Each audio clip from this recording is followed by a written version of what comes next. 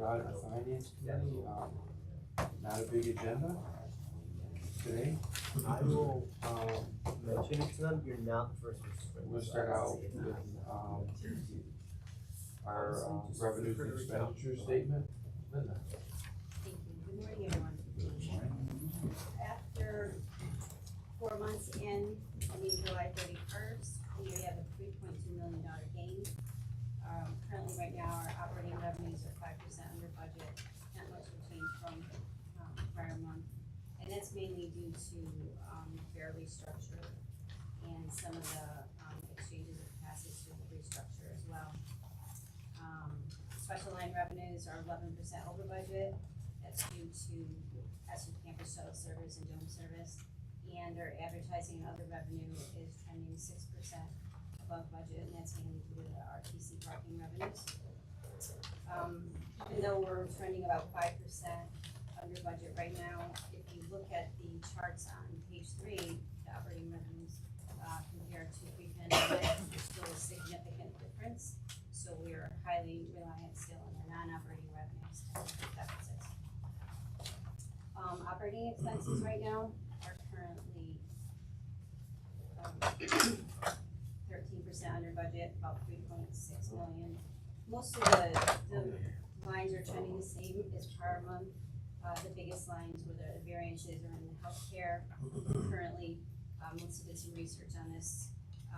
We're trending about 18,114 fewer services and 689 fewer claims compared to prior years. So in prior years, in fiscal year 19 and 20, we had some really high dollar claims, including 4 hit stop loss. So these trends, it's just, we don't have high claims in this current year, and that's why it's currently trending under budget and prior year. Workers' comp claims, currently 30 fewer in the current year, so that's good news too. Purchase transportation is trending above budget. That's different than all the other expense lines, and this is due to the service. Currently, we're about 30% higher than the same period last fiscal year. Materials and supplies and services, they will trend closer to budget as the fiscal year goes on. And fuel, we're seeing an uptick. That's due to the fuel increases and more deliveries due to more service.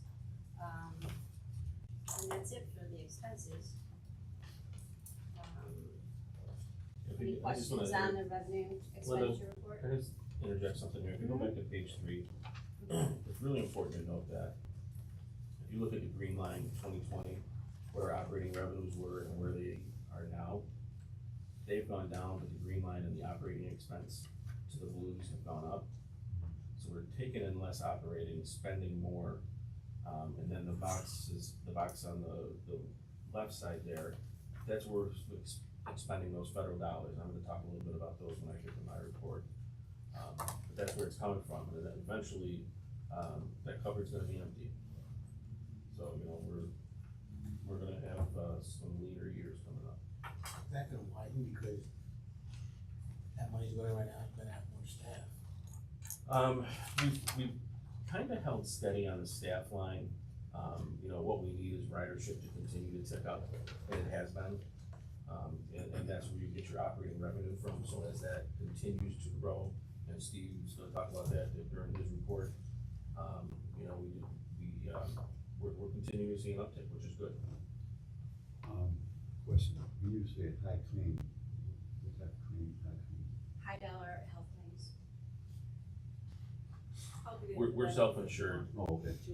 We're self-insured, Julia, so we pay, you know, when the employee goes to the doctor, they pay the copay, and then we get the bill through our third-party administrator. And if you get a few employees throughout that year that have, you know, could be heart issues, it could be cancers, could be catastrophic illnesses, it hits us hard.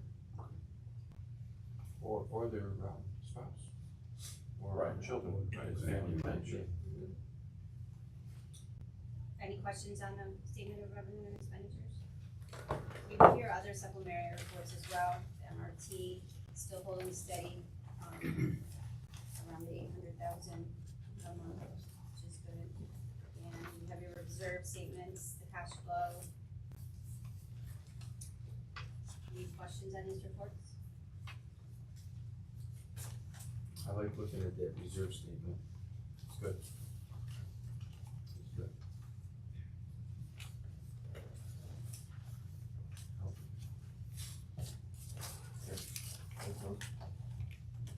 Anything else? That's it for the financial reports, just have the Any questions for Linda? We always do this. I need a motion to move to the full board. Julia, second. Eileen, all in favor? Okay. It's such a small agenda, I'm not used to this. I'm not used to it. Resolution 4B.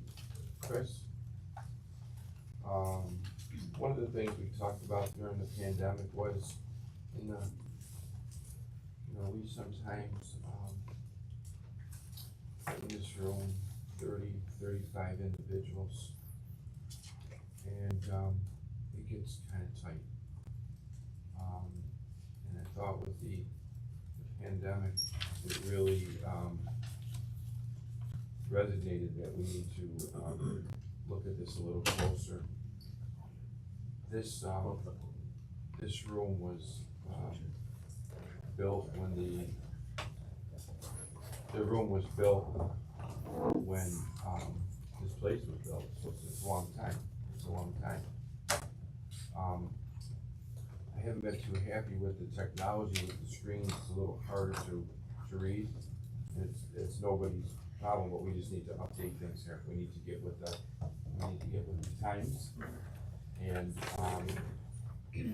I support this, especially knowing that where the monies are coming from. Okay. This project, and Chris will get into it shortly, is, an 80-10-10 project, which basically means, 80% Fed and 10% state, and only 10% local share. Now, that does not come out of, that 80% does not come out of our, like federal CARES Act money and stuff like that got allocated during the pandemic. These are part of our capital plan, and we're really going through, as Nick said, the building's old, we're renovating a lot. We've got, the operator's room renovation coming up next year. We tried doing that for this year, we just couldn't, we're gonna have to displace them.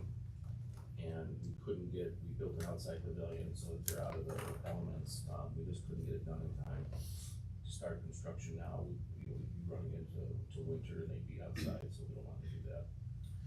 And then we're looking into other, break rooms for mechanics and things of that nature. So, Chris, anyway. Yeah, go ahead, Chris. Thank you. Yeah, Julie. Are we 5G? Do we have 5G? Why So- is 5G? So the 5G that we have, we're not 5G on the buses and so on. We do have kind of like a 5G internal to here, but not the typical 5G that you have. Because we got the place right across the street. Right. Is it less expensive to repair than to just find another spot? Oh, definitely. Oh, yeah. Yeah, if we were, this footprint, we're as big as we can get. So if we had to go locate another spot out of our county and build a facility like this, I'm just throwing out a number, you need $35-40 million. So yeah, it's, if we can go through and update, we're updating some bathrooms, boardrooms, the operators, just make them more comfortable, and, we could use this building for another 20 years. Okay, Chris. Thank you, Mr. Chairman. Good morning, everyone. This resolution is for the boardroom renovation. It will be paid for using grant funding. The invitation for bid was publicly let on June 29th. 150 bid packages were sent out, an additional 8 were requested. And we're not wasting all that paper sending them out, they're going out by email, just so everybody knows. On August 3rd, 4 bids were received, with the lowest responsible bidder being RJ Ortlieb Construction Company. Therefore, it's our recommendation that the board award the contract for boardroom renovations to RJ Ortlieb Construction Company. Any questions for Chris on this? Like I talked about, this is gonna be a larger room, the closets will disappear, the wall's gonna be pushed out. A lot better technology, we're gonna have interactive screens on both sides of the boardroom. I believe one of the screens is gonna be at least 75 inches or somewhere in that range. Probably more comfortable chairs, and, I just think it'll be a lot better and a lot healthier to have, a larger spot for this crowd. So we like to have as Look at many it, people. we're busting off this table as it is. So that's kind of the direction, we're going. But any questions for Chris on this? You know the story? That's to be determined. I know it's gonna take about 3 months after the start date though for it to be completed. Assume will be remote. No, we've got, Stay with the training room. we got the training room downstairs, it's, we call it the Deet Center. And again, we're upgrading some technology in there, so we'd be able to use that. The tables are movable, so we can kind of create a board table. And we're gonna use that, so it'll hold this group. Being on a bus. That's right. Hey, we We had did one on a train once. We had a train, yeah, on the way to Binghamton, we had a meeting on a train. That was, One of our board members was involved with the Susquehanna, and that, we went and did a board meeting on the train. I will do that, sign me up for that that. was fun, that was a good time. Yeah, but this is, besides probably the camera here, this is over the years, I've been here, going on, I think 18 years. This is the first dime we put into this boardroom, except for the camera, so, we've been pretty good stewards here of keeping things up, but just getting tight. So, any questions for Chris? Okay, well, with that being said, I need a motion to bring this forward. Tina, second, Robert, all in favor? Aye. Okay. And then, there was just some supplemental information, it wasn't anything to take action on. And, that's really it, right, Linda? We had Well, I was gonna mention one thing, just informational.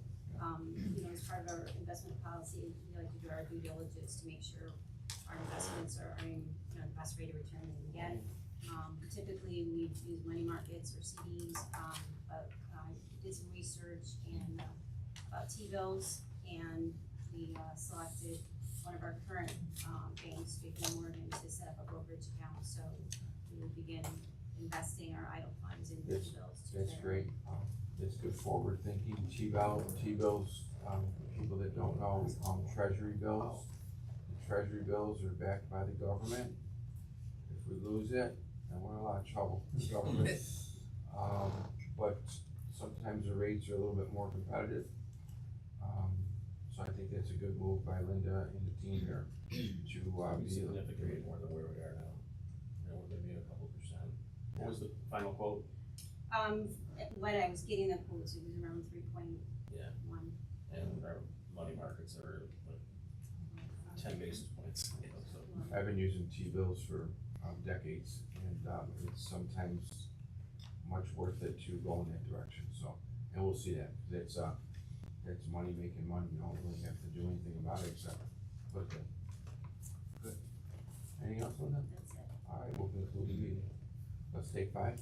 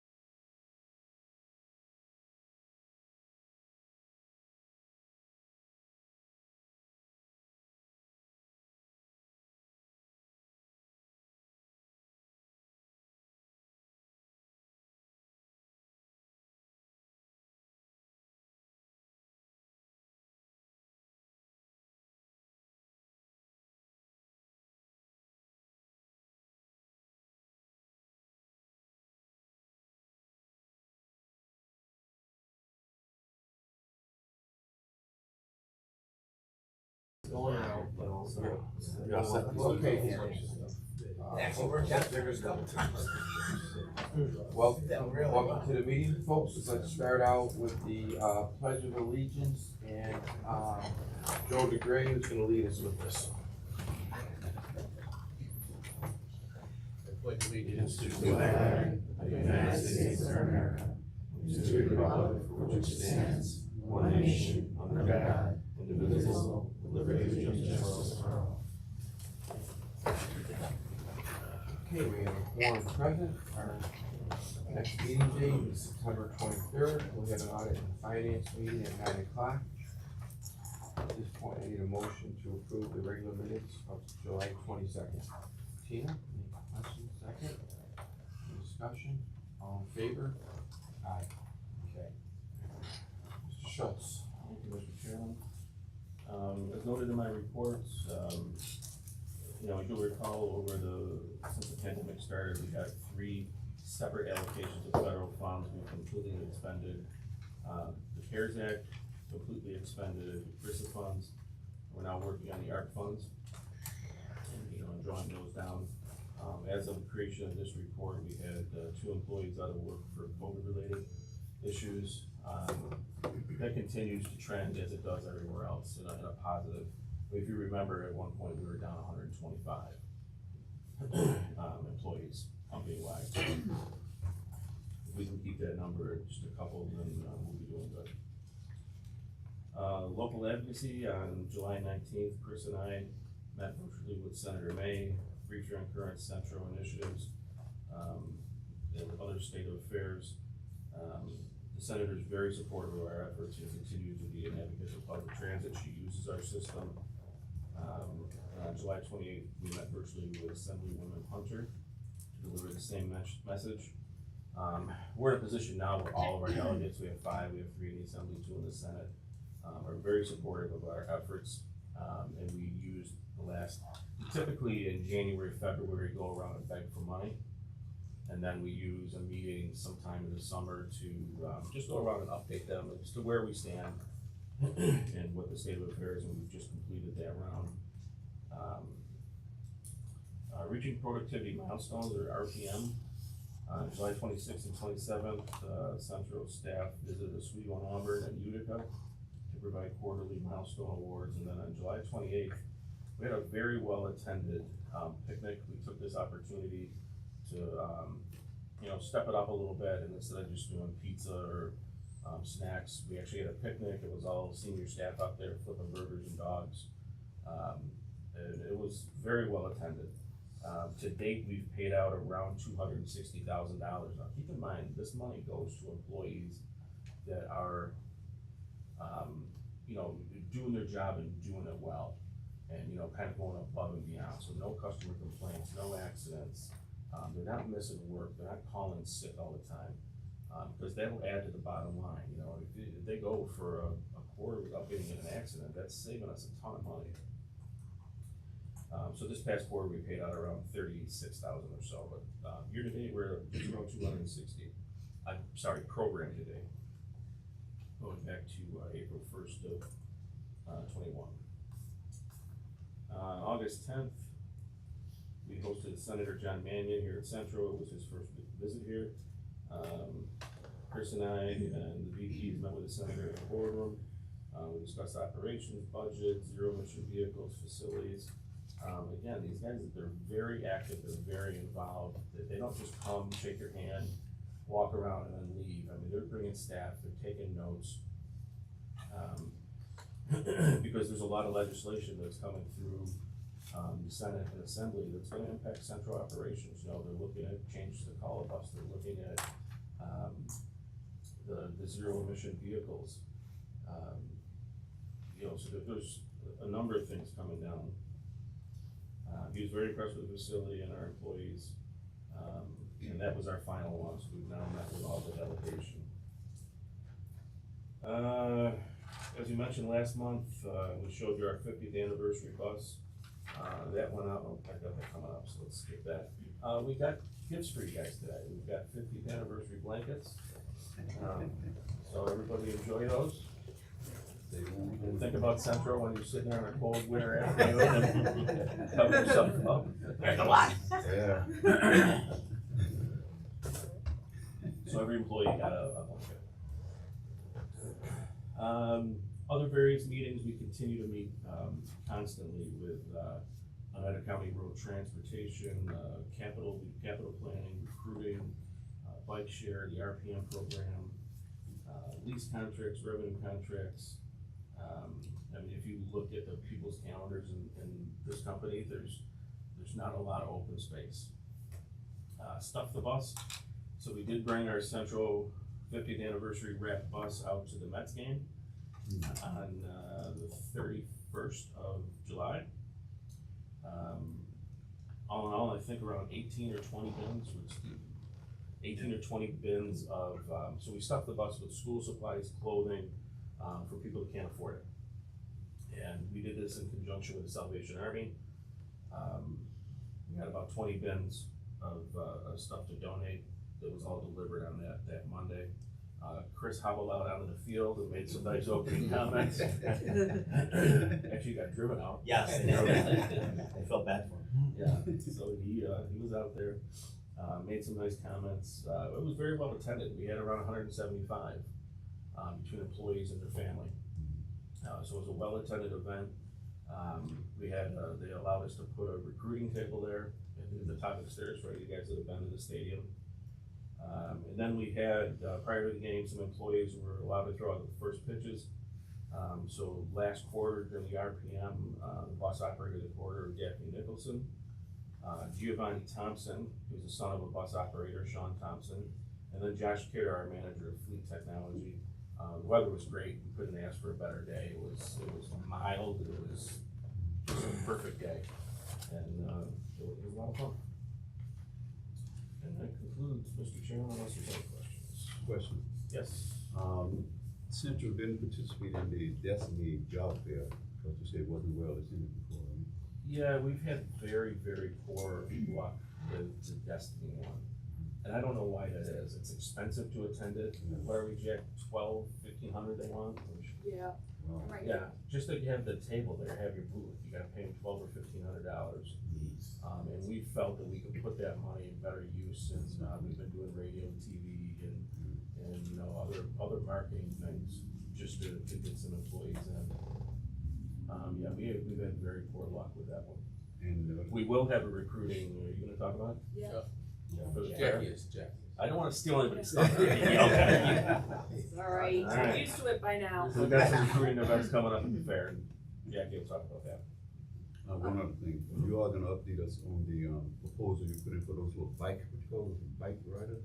Like Because Yeah, What they have so, now is in front of my house, 5 is in front of my house.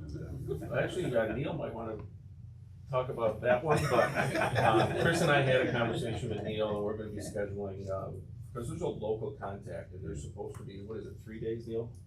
Bikes aren't supposed to sit for much longer than that. Yeah, if it sits there for 3 days, they come and get it. The thing is, by the time you make the complaint, it's usually gone, and then whoever wrote it the first time wrote another one, and it's back. Yeah. We see them in the same spots every day.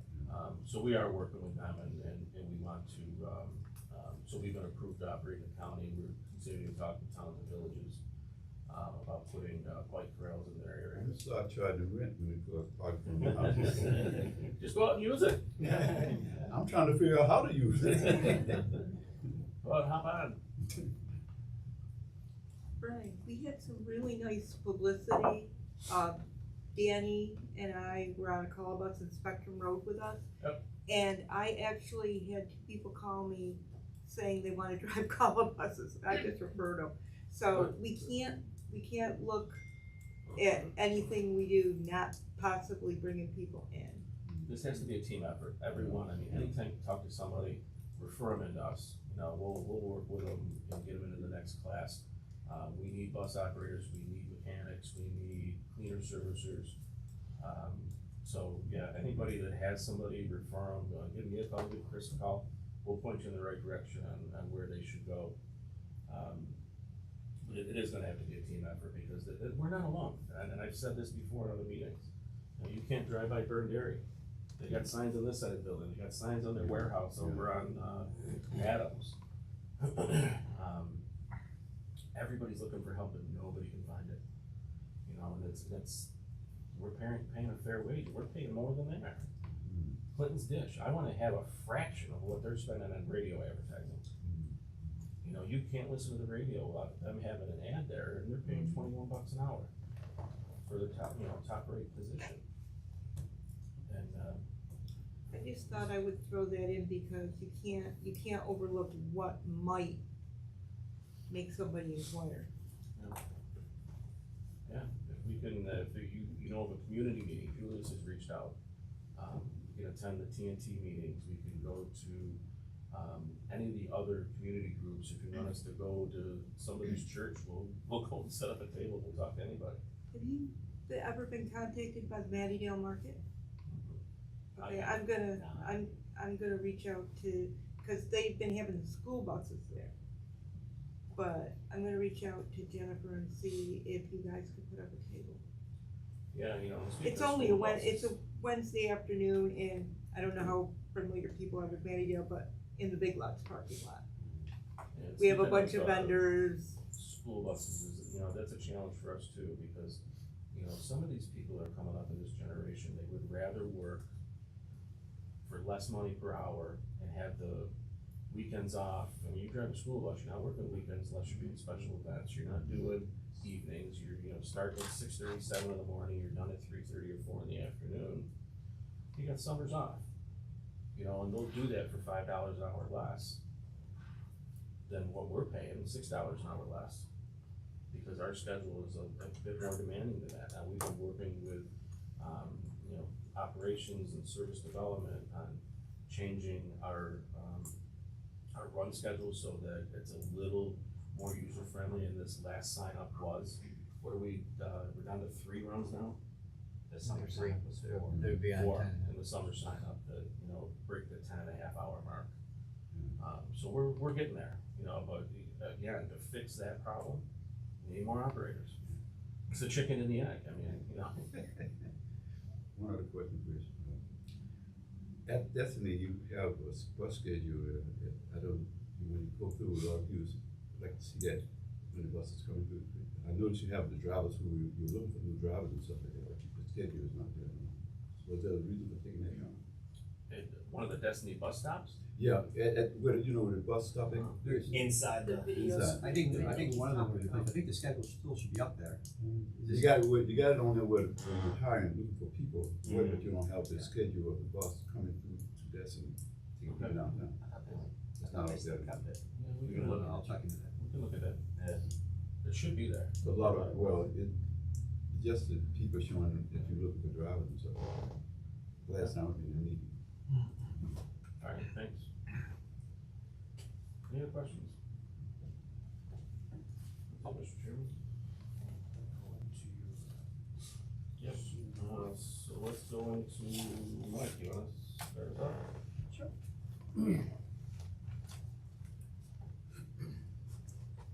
Good. So I'm gonna do a little bit different presentation this time. Usually I talk about how we're doing on certain projects and so forth.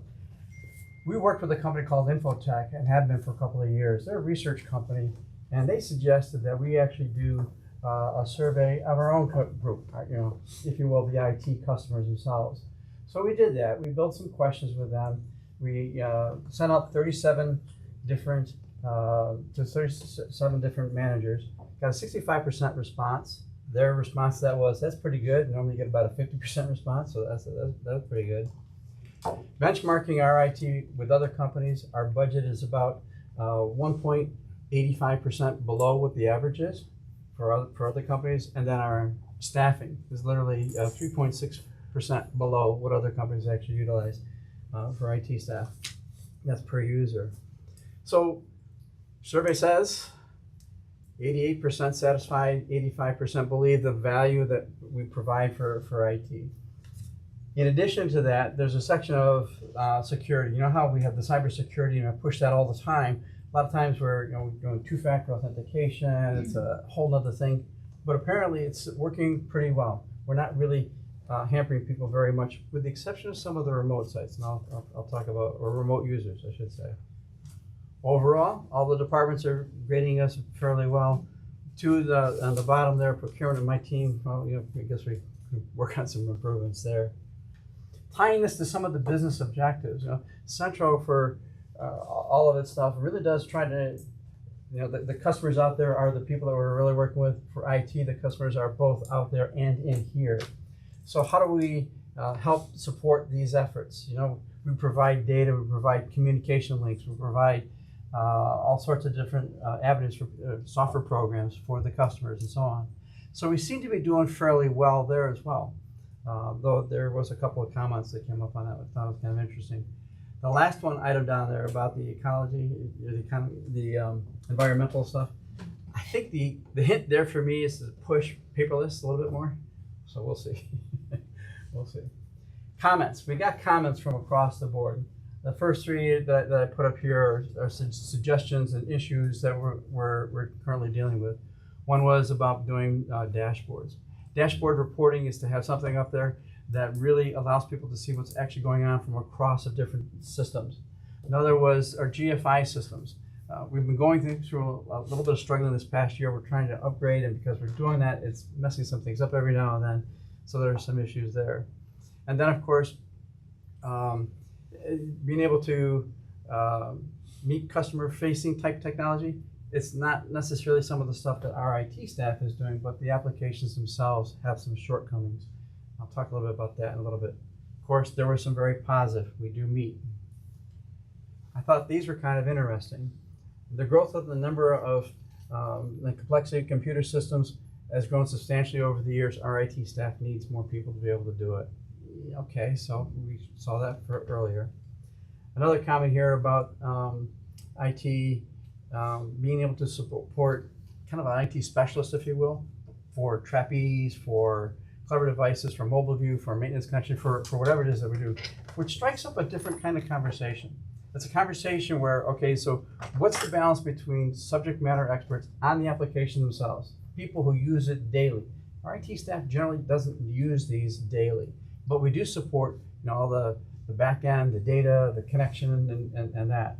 So that might be a conversation that we need to go forward. And the last one there, talking about innovation. Innovation is definitely something that we need to be able to take a look at, particularly with the changing technology that's going on within our buses, as well as what we're talking about even simply within this room itself. So we'll be taking a look at that as well too. So in conclusion, the good news is IT is doing a pretty good job. We're not really hampering people from doing their jobs. That I think the other part of it also is as part of that department, I feel like I'm supported. Okay, Brian. But I think our department feels. The two-factor authentication just drives me nuts. So now we know where that one came from. There's no doubt about that. So options for improvement, areas for us to improve. One of the things we may want to take a look at is our organizational structure within IT. What is it that we need to be able to improve for other people, for other departments? Network connection, remote access, and also maybe even visiting and doing some technology stuff within the department themselves. So we've got some things that we can take a look at there. And then additionally, on the software side of things, taking a look at the software support that I just mentioned about the business applications themselves. There are some applications that have what I'll call some gaps. We're not utilizing them as best we possibly can. One example of that might be our Trapeze operations program. We've had some turnover there. We're going to have Trapeze down here to take kind of a survey of what we're doing, how we can improve on what's being used, and so on. So there's some things we do there. Developing a website. We're going to be improving our website. We're redoing the back end of it, so we're going to make it much more user-friendly from that perspective. Getting feedback from different people within our company as we do it as well too. And then data management, data mining, I call it, kind of thing. Power BI. Power BI is an application from Microsoft that allows you to set up a database or a dashboard that can pull information from different sources. We have a Trapeze database, we have a PDS database, which is our payroll system, and we also have a database for Clever Devices, which tells us where the buses are and where and so on and so forth. People getting on and off the buses. all this information is out there, there's a ton of this information out there, but how can we better utilize it? So there's some real big challenges, I think, coming up in doing that. I'm not sure that IT is the one to do all of that, but I'll be honest with you, it does, the data does reside there, so we'll definitely play a part in that process. That concludes my questions, or my thing on that. Any questions? What is the, say, 1 or 2 employees, if you needed to increase labor, what would their function be? Well, I think initially, if I'm gonna do that, one of the things to look at would be like a network person, to really go through and help us to redesign our network, as well as do help desk support, so that if somebody's calling in and they're remoting in and they're having an issue, this person can actually work with them on. There are so many different things that happen in a remote in, that person's own network, their own connection, their internet service provider, we'd be able to help troubleshoot that from there. Any discussions of, unless you have one on site already, chief security officer? Yes, we are looking at that too. Cybersecurity. Yeah. Yeah, one question may not be for you, but, since we are neighbors with J and B. Yeah. Are we working to do something with them? Because of that we have, Not at the moment. I wish Josh was here, because Josh could speak to it a little bit more than I can. He's not here. We are 4G in all of our buses. We are looking at getting into a 5G, but we have to go through the procurement side of it and kind of age out what we have. Yeah. From that perspective. But it'll come. Do you have a job description yet for the security? Yes. Yeah, we've actually got some interviews. Can you share it? Sure. Two questions. Sorry, One, that's so proprietary. when you redo your website, can you let people on the outside review it? Chris going through your website is different. It may, it doesn't make sense to me. You need people on the outside. Is this user friendly? Is this click, I got what it is. Absolutely. And Definitely you should bring some people with disabilities in, because I Absolutely. have a lot of trouble using some websites, because they frustrate me. yeah, very typically when we do that kind of thing, we do bring in people from outside, ATAC, so. Just go on the bus. Provide. Try this. There you That's, go. I don't know, they're your users. Yeah, There's absolutely. security on the website too, you got security for this. Yes, because we provide the ability for people to buy bus passes on the bus, it has to be secure. Yes. So- You just said you had 2 questions. Yeah, the other, I don't know if this would work, looking at setting up teams in-house to deal with take some of the load off, some of those this department is having, there's a technical person in this department who's pretty good with solving some of your computer issues. And so instead of everything going to you, can there be a team of 2 or 3 of those, some low-level stuff that takes it off your plate And just it bring can on the be big thing directed. to you, Yeah. to them? I don't, So we kind of have that right now, it's not clearly defined. For example, Josh Gardner really does a lot with clever devices. You know, we have talking. Ed Mueller does a lot with trapeze. Linda and Melissa do a lot with Avila. We have, some other people do stuff with PDF. So yeah, we do have some of that, but it's never been defined. And so I think it's one of the things we really need to take a look at, how to find that out. Good job. Thank you. Thank you, Brian. Good morning, Mr. Chairman. Good morning, members of the board. Last month, in continuation with Brian's conversation on the RPM program, we had 2 folks that weren't here, but we wanted to recognize community commitment for our board members as well. So last month, we had 1-year pins going to Julius, Tony, we had a 5-year pin to Tina. And this month, I have Monty and Neil receive their 1-year pin for joining the central board.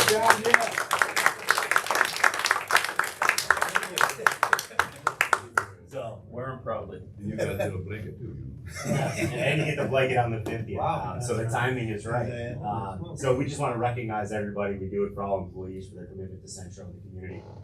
So we want to say thank you to you guys for your 1 year, and look forward to many more. On a second note, I want to talk. I know in the past we've talked about hydrogen buses. And we recently in May submitted. You guys approved for an information piece the submission of a low or no emissions grant. It's a federal competitive grant for hydrogen vehicles. So we put in our grant application at the end of May. we received last week that we did not get the award. So it's unfortunate that we didn't get it this year. Several awards throughout the state, Rochester, Albany, Tompkins County, New York City received the awards in New York State, but unfortunately we did not. It's not gonna stop us from continuing to pursue a no emissions plan. We're actually already starting our plan for writing the application for next year. So we're looking further into it. We made the decision late this year to actually submit an application for May. But now we have our next meeting actually in the middle of September to start building for the 2023 grant application. So hopefully we can make it even better and stronger to hopefully get awarded the grant next year. But I just wanted to make the board aware of that. What is the process in putting the application in for it? It's pretty involved as far as we have to put together a transition plan, explain the use of the vehicles.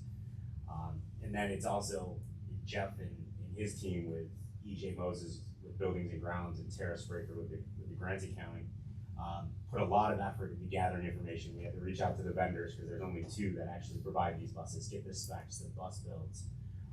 Then we had to look at how we were gonna fuel these buses, so then we had another vendor come in. So it's very involved as far as building a plan and then looking for support. So we'll probably be reaching out for more letters of support this time around, gaining some momentum with it, the impact of what this would mean for the community. We've done very well for the last 30 years with CNG. I was just gonna say that I think that might be part of our hindrance too. Vast majority of our fleet is already at almost no emission. Would it be possible for you to reach out to some of the organizations in the city to give you letters of support? So that's Yeah. And those are some of the things we're gonna do to get more support behind it, to get a bigger conversation about what we're looking to do to gain that support and hopefully push it over on the federal side to get us the award for next year. Because one year we did, I think 2019, we did a thing down there. When we got, I shall be proud of that, when we did that. We're always looking for money. Yeah. We shake every tree out there. Yeah, shake it. So you said Tompkins got awarded, Albany, Rochester, and New York City. So, yeah, and they ranged, I think Tompkins County was about 8 million. Yeah. CDTA was somewhere in that range. Rochester got 23 million, and New York City got 116 million. Would And they they- share their secrets on how many? Yeah, we will reach out to them to ask. We've done some research. We've already started researching because this was nationwide. So there's certain, I think CDTA got about 60% of the New York, or MTA got about 60% of the actual money in New York, or a little higher. And then across the state, there was $1.6 million out, or $1.6 billion across the United States. So it got awarded everywhere. So we're looking at their applications to see, if you've seen the articles, Senator Schumer was a big advocate for a lot of them. So, we're just gonna continue that avenue and hopefully build a better, robust application. It's not uncommon. I mean, there's been grants in the past we applied for it and been shut down, but then the next time we apply, we get it. And I know Rochester applied last year, they got denied. I think TCAT got it last year, or no, Broome County got it last year. TCAT got it a couple years before, so it does have that same trend. But we're still pursuing it, but I just want to let the board know that we did not get the grant this year, unfortunately. And that concludes my report. Steve? Morning, everybody. We'll talk a little bit about ridership, where we stand right now. Month of July, which is a good month that we get really good relative information, because there's no college students, there's no high school students riding the buses, so it's a really good comparison of where we truly are. Our ridership, our core ridership in cities across where we serve was only down 44%. So now we're creeping up from that 50% mark. So it's been about a 5 to 6% increase since we changed our fare structure in March. I think some of it is due to the fares. I think some of it is also due just to the people relaxing a little bit from the pandemic. August is having we're having a very strong August already. Last week, we were up 10% over previous year, and we crested the 60% figure for the first time since the pandemic began. So it's trending in the right direction. We'll see what happens in fall, but right now it's moving in the right direction. So that's encouraging. It's not moving as fast as I had hoped or I expected, but I think we're in line with transportation agencies across America where it's slower than we thought. 2 years ago, we were saying, oh, we'll be back in 3 years. No, not gonna happen. So that's where we are. Marketing department is putting together an aggressive advertising campaign in advance of our open house that will be held September 17th and 20th. You'll see us on television. If you have Hulu, you're gonna see us on Hulu. We're gonna buy some streaming services where you can't click through the video, you have to watch it. So we think these are good target locations for potential employees. We'll hope to get a robust response from the community and hopefully fill the class for October. As in your packet, you will have seen a copy of the Title VI monitoring program. Every 3 years, we are required by the FTA to submit a Title VI program report. That report will come to you next month in its entirety. What you received this month was the monitoring program where we assess the distribution of all of our resources, whether it be fleet type, shelters, level of service, to ensure that they are equally distributed amongst all populations, especially for low-income and minority populations. You'll see that report. We are in very good shape with regard to all of that. There are no issues where we are upside down in our Title VI report. Everything looks very strong and very as it should. As I said, that report is part of the entire monitoring, or excuse me, the entire program report, which will come to you next month. So if we could have just I think we need a motion to accept the monitoring program, so we have it in the minutes for the FTA. That would be outstanding. Any questions on the monitoring report for anybody? Get motion for next. When do you need that motion? The motion just to accept the monitoring report would be for today. And then there'll be a full resolution to accept the full program report next month. Okay, I'll put that into the audit finance committee. Okay. In addition, at this point, I'm gonna bring Bren up to discuss where we stand with some of these special transportation projects that we're moving forward. Unless there's any other questions for me. Okay.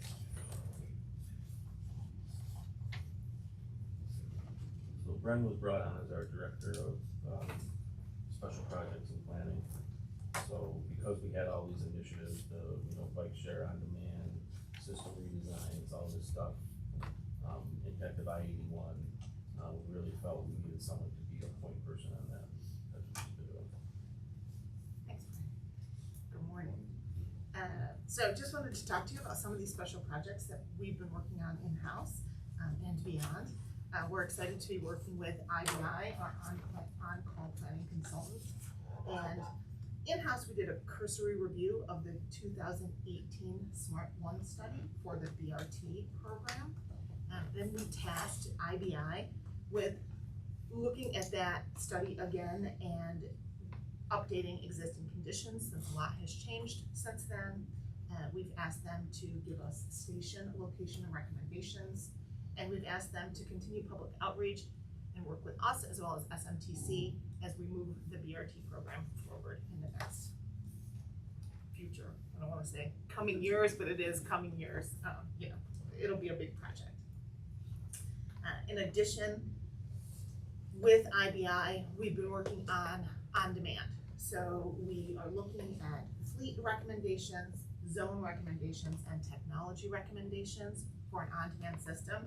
And just to remind you about that program, on-demand is a shared public transportation service where customers can use an app or call in to book, pay, and track their rides. It would be a smaller vehicle like a cutaway bus, and it would be working on first and last mile in areas where there's low density or not fixed route currently, or in areas where fixed route just doesn't make sense.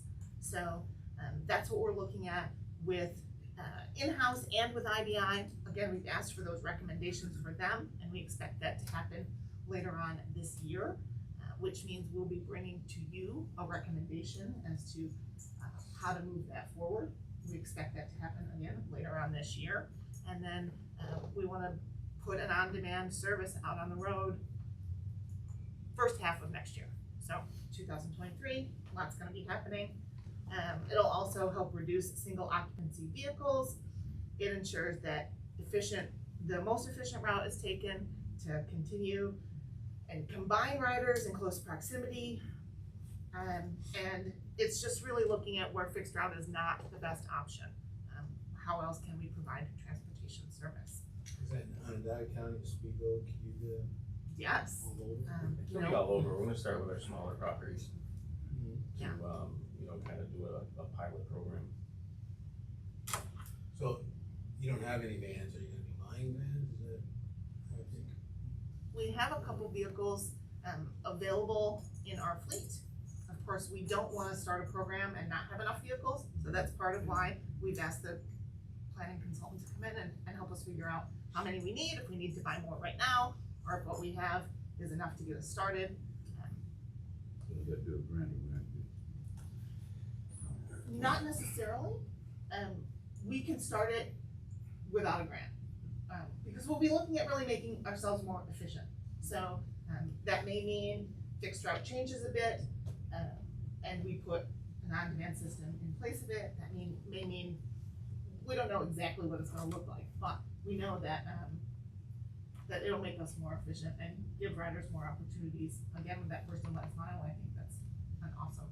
So are we looking at the fixed route changes, or is that like via someone else coming in and saying, here's what we're recommending? So in-house. Yes to Yes. both.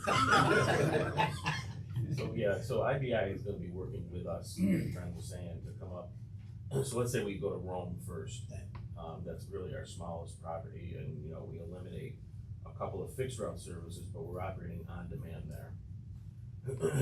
We're gonna be working with IBI to see if our existing fleet can handle it, our existing manpower, the ridership data, how's it all gonna play out? Then once we get our feet wet, we'll start moving it out. It's pretty popular, and, Yes. we talk with a lot of other properties, not just in New York State, but, across the country. It's made for There's a- employers. Yeah. Really? Yeah, because we'd be able to offer service where, you might have an employer that says, I've got 4 or 5 people that are transit dependent and wanna take a bus out to the suburbs, but it's gonna cost us $250,000, $300,000 to put fixed route service out there. It's more efficient.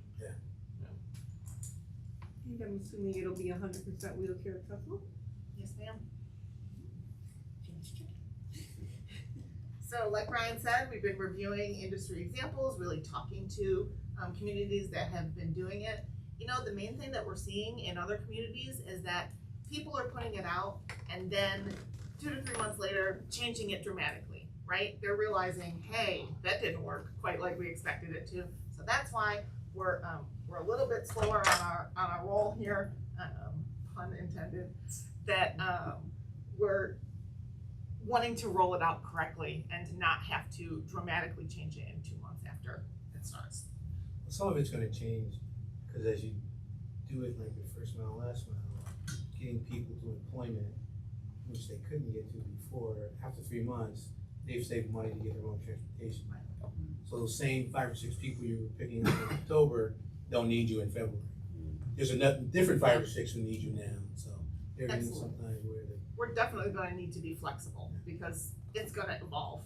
I know this question may not necessarily pertain to you doing now, but I had an opportunity at the last job fair, talking to some Amazon, and they are grateful that you have the bus come in there now.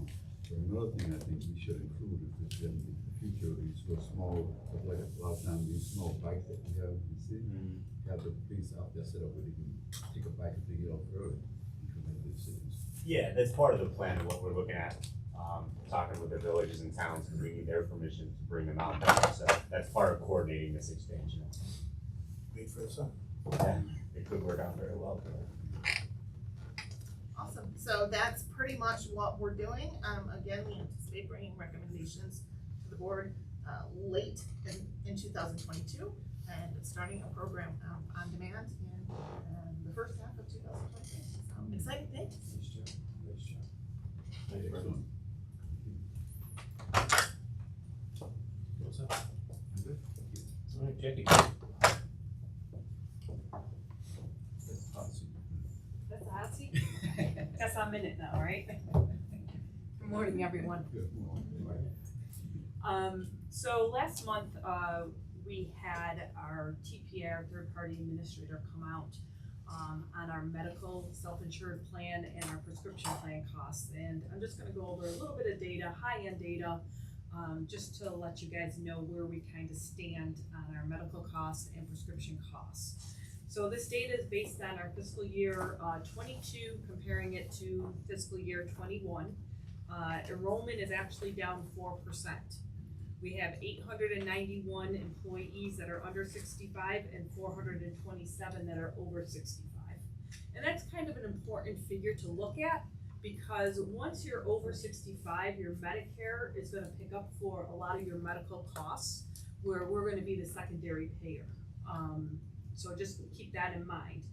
Our medical that was paid is actually down, and what I mean medical paid, I mean like your medical costs that were paid out that Central paid for any type of health insurance claim, doctor claim, etc.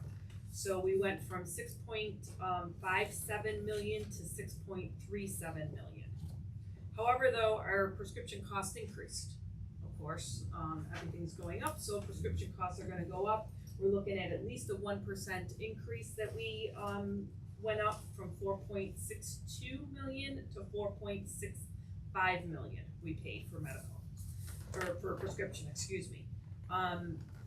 However, one thing to look at least 82% of our population is using generics, which help control our prescription costs. So that's a good thing. We want that to remain high. So our total claims paid out that Central actually, or dollars that Central paid out, was compared to 11.19 million compared to 11.04 million. So we went up about 1.2% of claims that we paid out. People working, people out less. Working longer in the field or Out less. out? So, But using sick time? yes, this is using it less. I'm getting my prescription, so I don't gotta take a week off now because I hurt my leg. I got my, whatever it is. I'm back in 2 days versus 2 weeks. That's kind of, you know, debatable and everything. I mean, the thing is, you know, whether it's out less or not, you know, obviously our medical claims costs are a little bit down. I think enrollment has a lot to do with that sometimes. I think the other thing that I was gonna talk about that is controlling it is the fact that our emergency room costs are down. So we went from, they're down by 4%, so we went from 446 emergency room visits to 426 emergency room visits. And what happened is our urgent care costs increased by 11%. So we went from 623 visits to 692 visits. So that helps control it. As long as people are going to like an urgent care, we're paying less money for that instead of them going to the ER. Right. And that was an employee education thing, you know, it's just continuing to educate people that the ER is not your primary care physician. Right. Well, Exactly. and with the incentive program, that's what I mean. I think so more people are working longer. I mean, less sick time and less out and less accidents. It kind of all folds in together. One helping the other. Yeah, and I mean, the other thing that I wanted to point out too are high cost claims. So we really keep an eye on any claims that we're paying over $50,000 a year. So those claims went from 36 claims down to 31 claims. So that really helped us in the end too. Because we have to remember, any claim that goes above 250,000, so we're on the pocket, Centro is on the hook for $250,000 out of their pocket to pay for claims. Right. And then anything after that goes to our insurance. Our stop loss. Chris, you- I don't know if I hit that high, but I'm probably. He's probably on the 50,000 mark over that, you know, You got but. the foot, you got the baby. Yeah. I've had a rough summer. Any questions? Yeah. On the plan on prescriptions, do we require the people to get the maintenance drugs via mail? Yes, we do, except for grandfathered plans. So we have some grandfathered plans out there where retirees are not going, they're going to the pharmacy and they're getting their prescriptions at the pharmacy, which is costing us more money.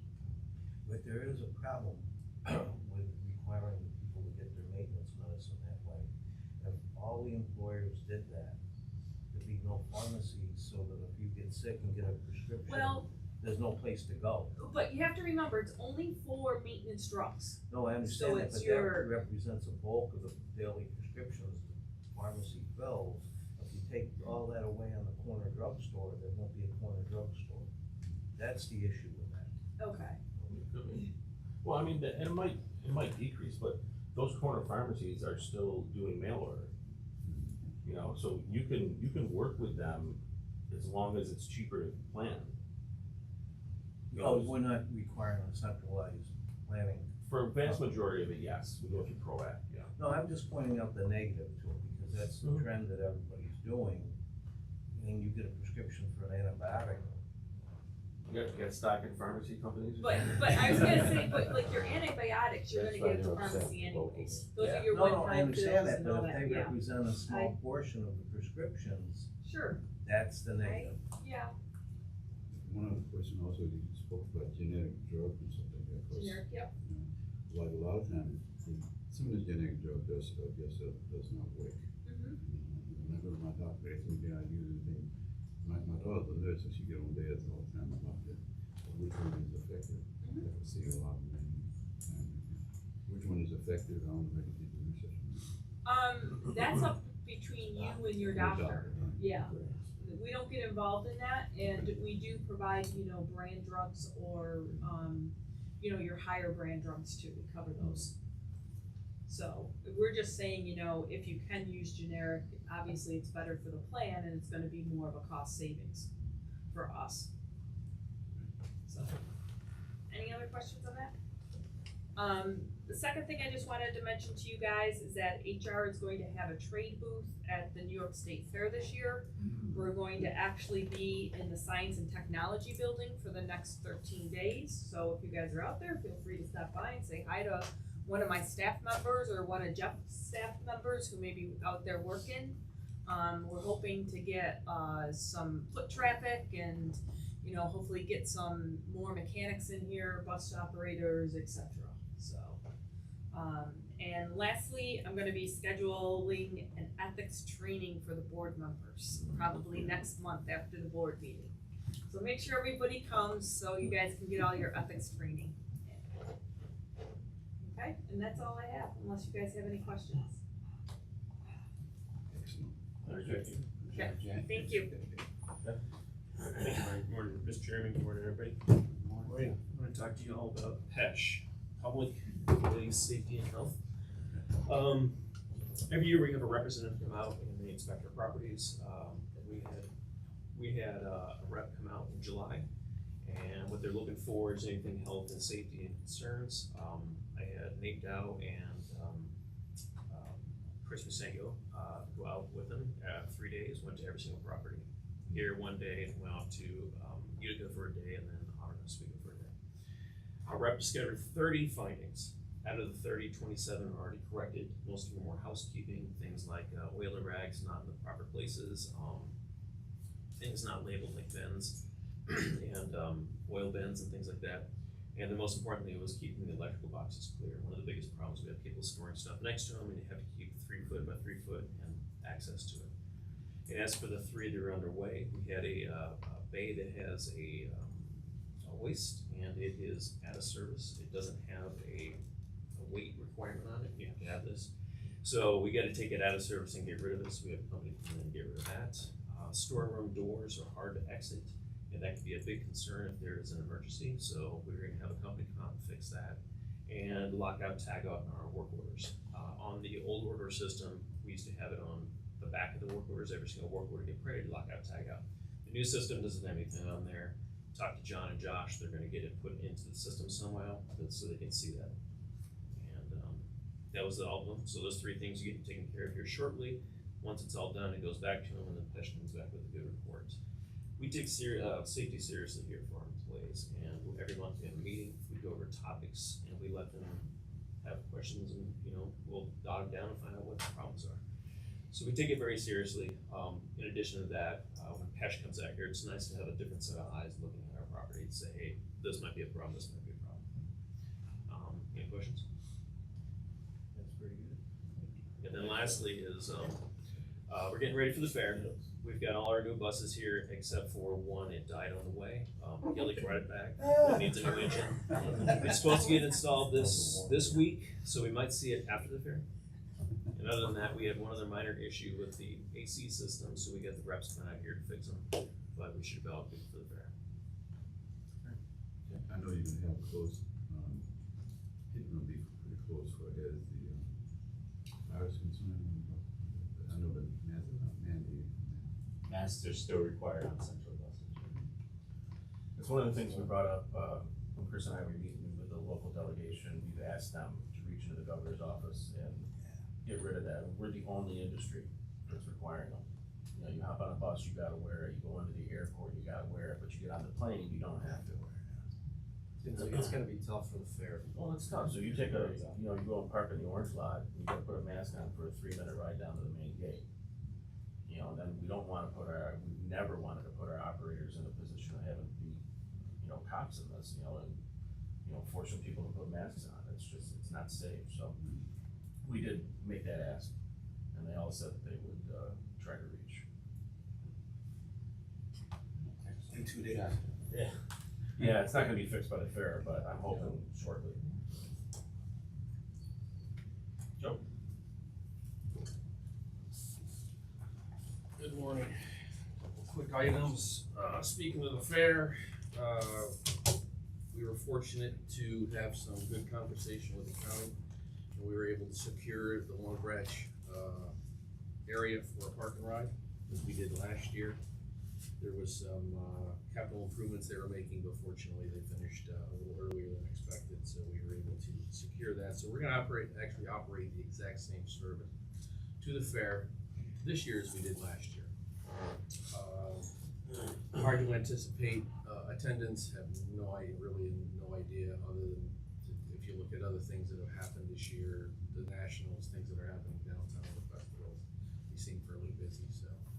Our assumption is the fair, I don't think it'll be back to normal numbers, but I think it'll be busier than last year. And it is condensed again, 13 days versus the 18, so I think that's gonna, if they were to run a similar number, obviously it's just more people per day over less time, so that'll be, we'll know a lot more in, probably by Friday or Saturday, the first 2-3 days, we'll garner a lot there to see where attendance is going. One thing that we are doing with our employees is we're issuing everyone now a company email. So whether staff people obviously have had them for years, some of the working foremen and maintenance have had them, a lot of the maintenance employees in general have, but really not reaching out to everyone, including the operators. So IT and HR have been working together to provide this program, and what we're trying to do is reach our employees a little bit more effectively, conveniently, and eliminate a lot of unnecessary paperwork. So that process is happening now. It took a little bit to say, to get to this 2-factor authentication that we've talked about. You hear about that all the time. So we've come up with a way to do that, and the actual employee's gonna get a little key fob. Actually provides a number to them and allows them to access the system, whether it's here on the property or even at their home. So we're looking forward to that. Like I said, IT and HR have really been pushing this hard Caitlin Garcia did all the training, I wanna thank her. She spent a lot of time with the operators, in the last couple of weeks working on that, so. Outside of that, just getting ready for Wednesday, opening day, and, we expect a good fair, so. Good job, good luck. And that concludes my matters. Folks, audit and finance committee met briefly. Linda gave us an overview on our financial statements, which seems to be quite healthy, which is good. Mortgage recording tax seems to be holding itself, a little bump down in July from prior year, but otherwise fairly good. Reserves are strong. Medical's being used a little bit more. With that being said, committee made a motion to get to the full board approval. Second. Well, all in favor? Also, I wanna bring back around a motion to approve the Title VI, accepting the monitoring report that was just presented to us. Okay, Monty, second, Tina, all in favor? Aye. Also, we had one resolution that we discussed in detail. Chris, presented to us on the renovation of the, boardroom. How many bids went out again, Chris? 150 bid packages. Okay, received 4 left, what's that ratio? Okay, but it was competitive, I did, when you look at the prices there, it was almost, $80,000 difference from the high to the low. And, what I like about the project is, something overdue. Once again, It's gonna be under budget too. What do we have in the capital plan? 3? I think, yeah, cause we were about 50 under Yeah. what we thought, So so. considerably cheaper than what we had thought. but once again, looking at the safety here, expanding the room, better technology, and, only 10% local share. So, I supported this as everybody else did. With that being said, we want to, award contract to RJ Portly Construction Company. Motion was made to the full board for approval, can I have a motion? Tina, second, Robert, all in favor? Aye. That's it for the audit and finance committee. Okay, any old business? No, sir. Future business? No, school. Okay, I'm gonna ask Julius, I'm sorry. We just need, taking a tour. At this point, we will not be coming back out of, executive session for, our business. At this point, I'd like a motion on a legal matter to go into executive session. Tina, second, Robert, all in favor? Aye. Okay, I wanna thank everybody for, All the VPs, thank you. Okay.